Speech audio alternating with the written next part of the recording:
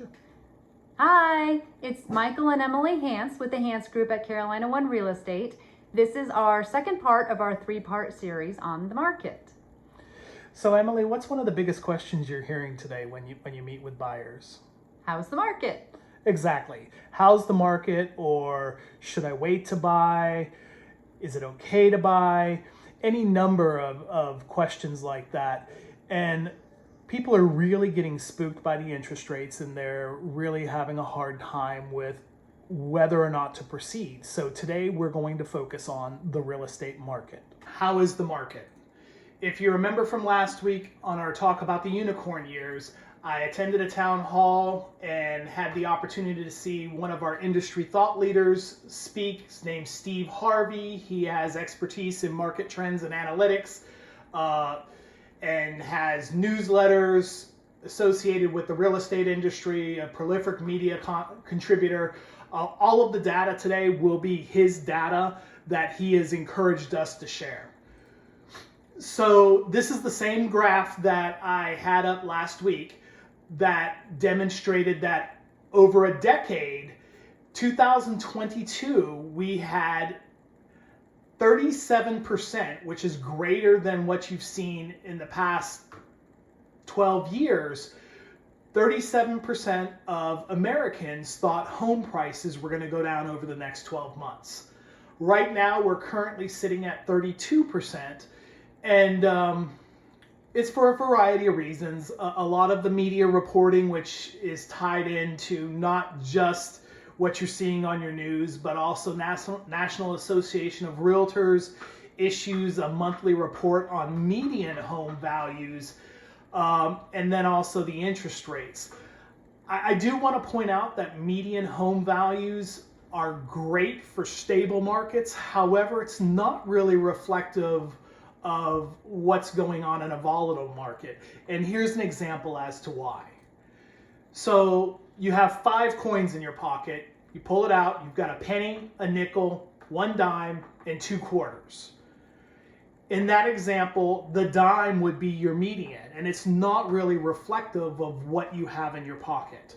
So this is the same type of idea of what is happening right now with National Association of Realtors reporting, is that it's giving us an idea of what is happening with the first-time home buyers because of increased prices, increased interest rates. But if you think about it, during the unicorn years, first-time home buyers were kind of getting beat up a little bit there as well, because they would oftentimes try to put an offer on a home only to be beat out by 3 or 4 other buyers. So median home value's not a good metric for volatile markets. So if you look at percent change in home values month over month from Case-Shiller, FHFA, and CoreLogic for January 22nd to March 23 this year, what you've seen is there's been a slight decrease from July of 22 to January of 23. Furthermore, if you look at price stabilization from Zillow, Black Knight, and Freddie Mac, you see a similar trend.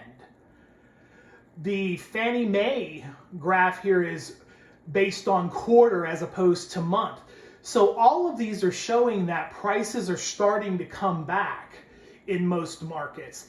And if you take a look at that from a national perspective, what we're seeing is that for most markets, we're actually seeing an appreciation in home values year over year for Q1 of 2023, with a national average of 4.3%.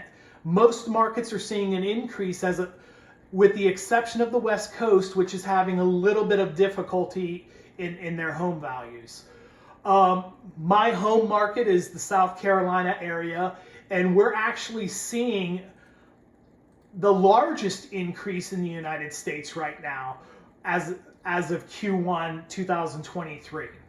So to put all of this into perspective, should you wait to buy?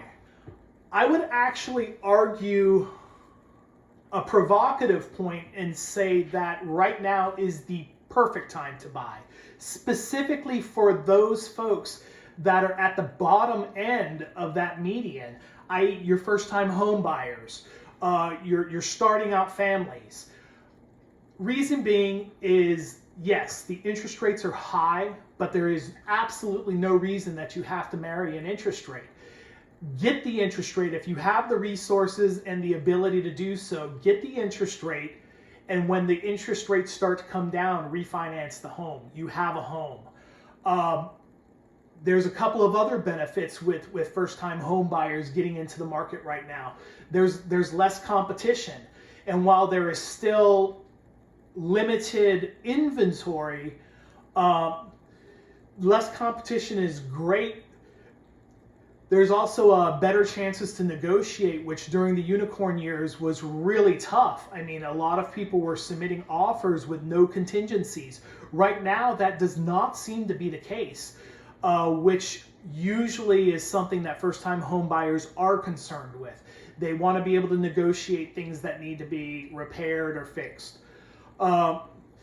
And Barbara Corcoran said a couple of weeks ago that right now, she feels right now is the perfect time to buy for first-time home buyers, because again, when the interest rates start to come down, that's just going to increase competition, and it's going to cause the prices to increase all over again, which, as we saw during the unicorn years, left the first-time home buyers out of the market. So I would really argue, if you have the ability to do it right now, this is the perfect time to buy for first-time home buyers. Thank you very much for your attention. Stay tuned, because next week we'll have the third of our 3-part series, and we'll share it with you on our social media. Have a great day. Thanks. Bye. Bye.